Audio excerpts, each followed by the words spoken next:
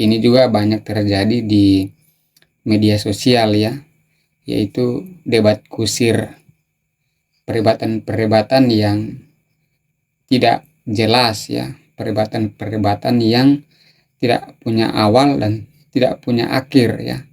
Artinya diskusi-diskusi yang hanya sekedar bicara-bicara atau saling menanggapi, tapi tidak punya data-data atau bukti-bukti atau fakta-fakta yang mendukung argumen-argumen tersebut ya, sehingga berujung pada yang namanya debat kusir. Nah, kalau kita melihat ya di masa sekarang ini, khususnya dalam perkembangan media sosial ya, media sosial itu memainkan peran penting ya di dalam memfasilitasi komunikasi dan interaksi antar pengguna. Dan banyak fenomena-fenomena yang terjadi di media sosial, dan salah satu fenomena yang banyak terjadi yaitu debat kusir ya. Ada perdebatan-perdebatan yang terjadi di sana yang berujung pada debat yang tidak jelas, debat yang hanya saling menghina, mengejek, dan lain sebagainya, yang bisa dikategorikan sebagai debat kusir ya. Kenapa itu terjadi ya, perdebatan-perdebatan seperti ini ya? Karena media sosial saat ini menyediakan lahan perdebatan yang sangat subur ya. Media sosial ya, platform digital saat ini ya, merupakan ladang yang subur untuk orang saling berdebat ya, saling berdiskusi dan lain sebagainya. Kenapa ini merupakan ladang yang subur? Karena segala sesuatu bisa kita posting, kita bebas berekspresi di sana, bebas membagikan segala sesuatu, dan juga bebas untuk ditanggapi, bebas untuk dikomentari, ya. Termasuk persoalan-persoalan agama, ya, masalah-masalah teologi dan lain sebagainya. Semua orang bebas untuk membagikan segala sesuatunya dan juga bebas mengomentari, bebas menanggapi, sehingga terjadilah yang namanya perdebatan-perdebatan, dan itulah dampak daripada media sosial ya. Akhirnya perdebatan-perdebatan itu tidak sedikit yang berakhir yang berujung pada debat kusir ya. Nah, ini ada beberapa contoh ya, beberapa contoh. Ada 2 grup yang saya temukan di Facebook ya. Satu berjudul Debat Cerdas Islam dan Kristen, kedua Kristen Meluruskan Islam. Di grup ini ada banyak sekali perdebatan-perdebatan yang berujung pada perdebatan atau debat kusir ya, perdebatan-perdebatan yang saling mengejek, saling menghina, dan tidak punya dasar-dasar, bukti-bukti, data-data, atau dalil-dalil yang dapat mendukung argumen itu ya. Kebanyakan hanya asal ya bicara ya, seperti itu ya. Dan masih banyak lagi grup-grup di media sosial yang menyediakan ladang perdebatan, ladang diskusi yang dimana kalau kita cermati tidak menunjukkan perdebatan-perdebatan yang sehat ya.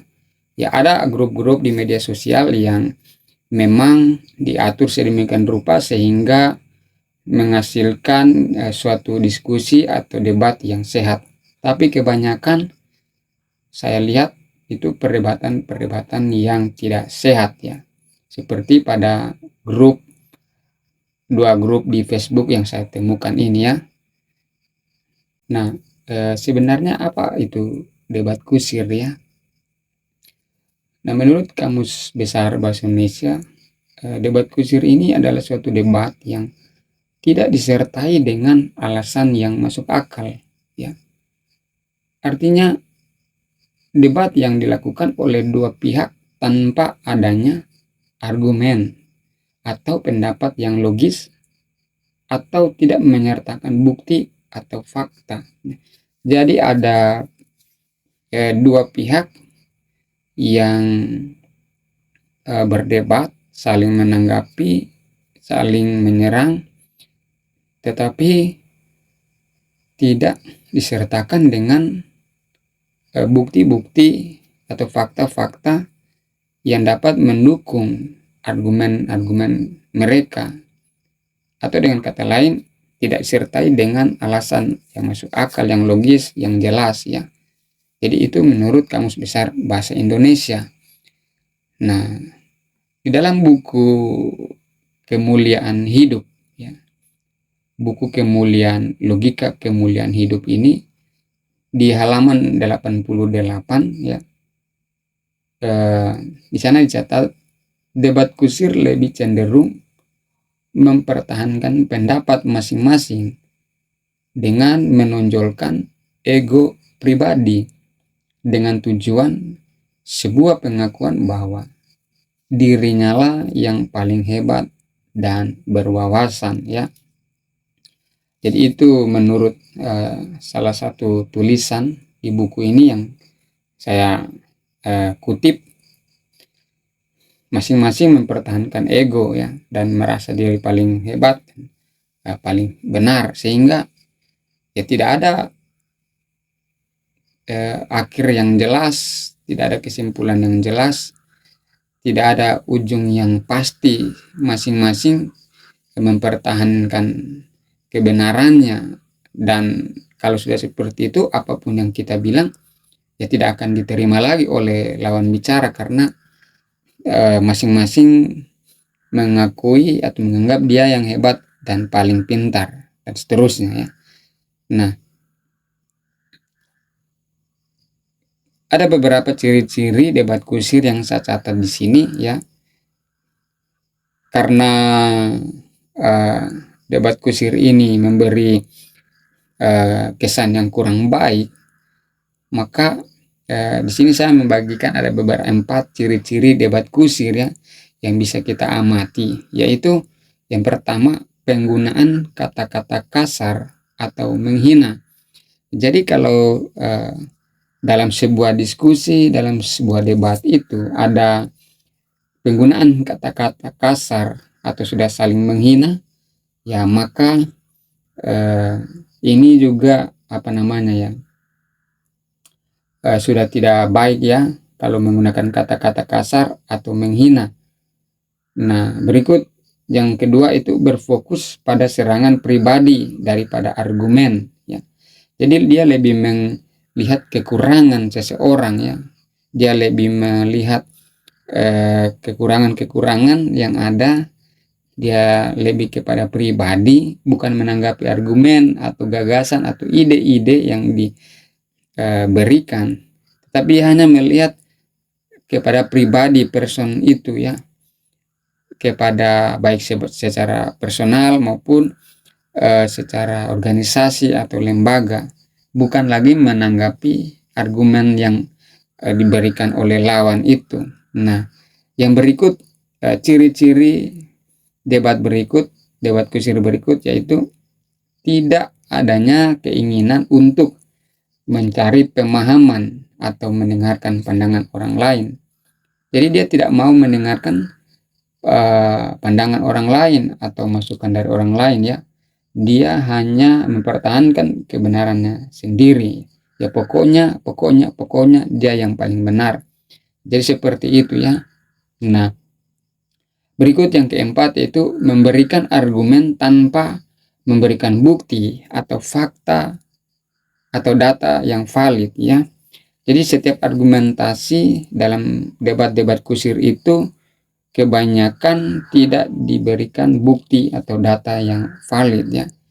Hanya sekedar asal bunyi bicara tanpa ada didukung dengan bukti dan data yang jelas, ya.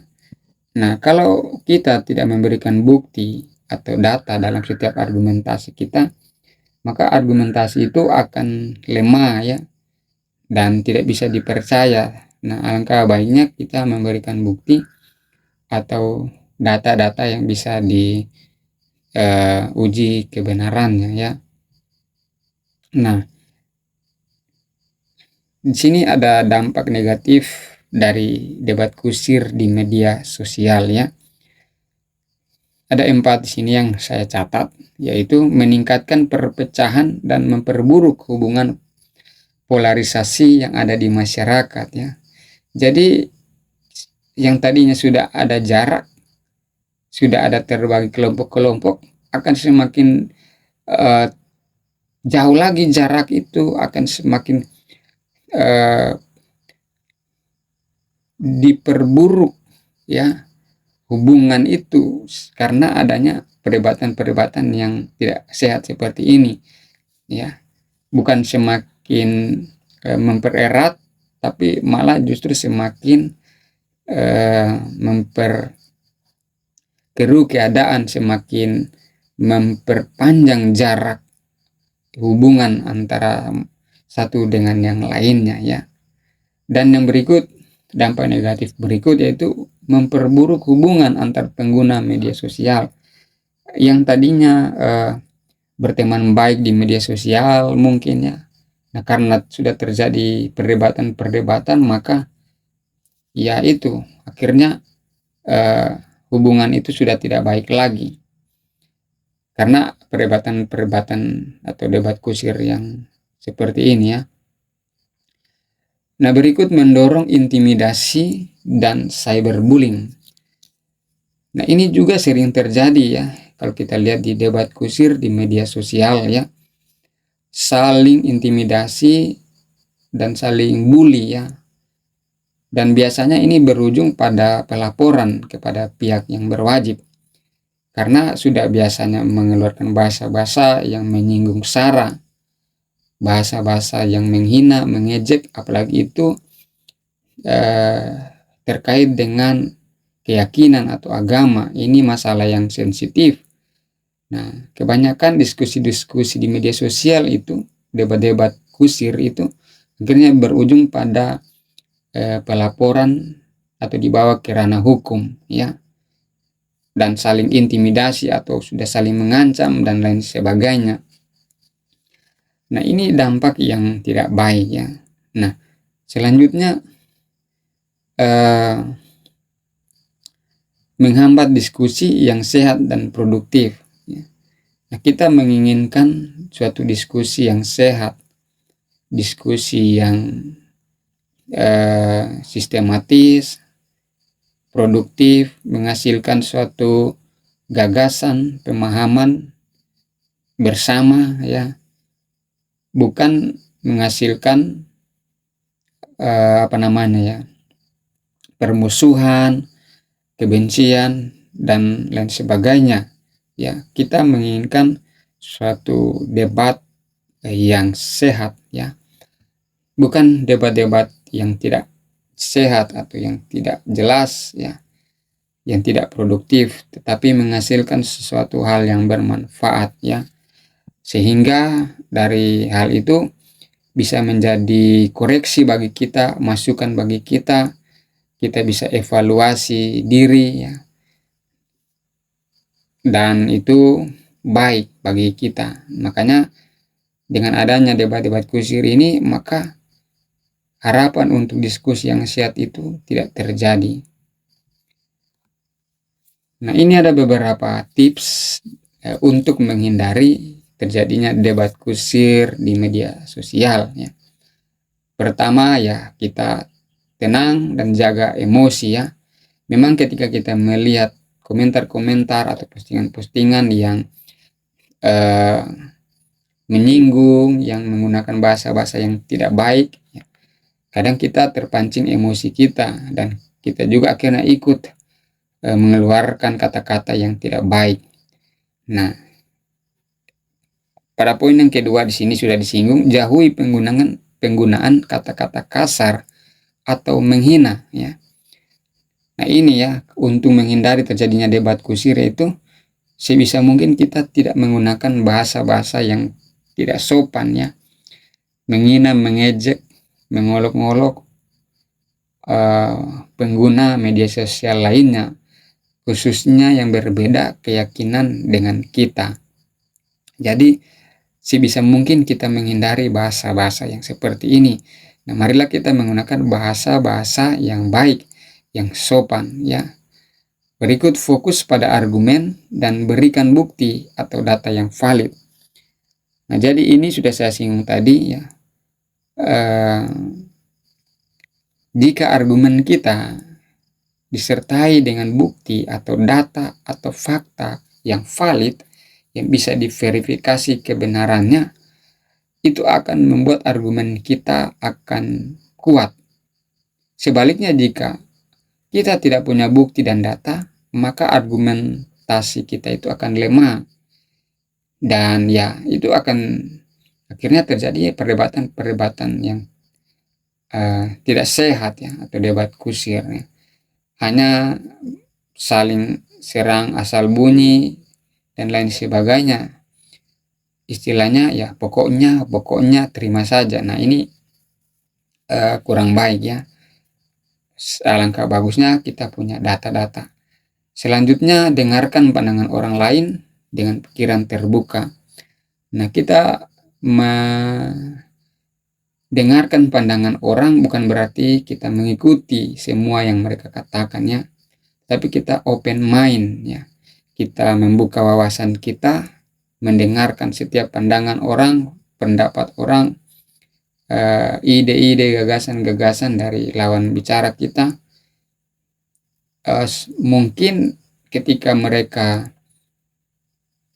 menyampaikan sesuatu, ada hal-hal baru yang dapat kita ambil ya, dan itu bisa menambah pengetahuan kita, wawasan kita, bisa mengoreksi kita, atau kita bisa mengevaluasi diri ya. Tetapi bukan berarti kita mendengarkan di sini kita pikiran terbuka ya, inklusif, bukan berarti kita harus menerima semuanya ya. Tentu kita bisa menyaring, kita bisa menfilter mana yang bisa kita ambil dan mana yang tidak.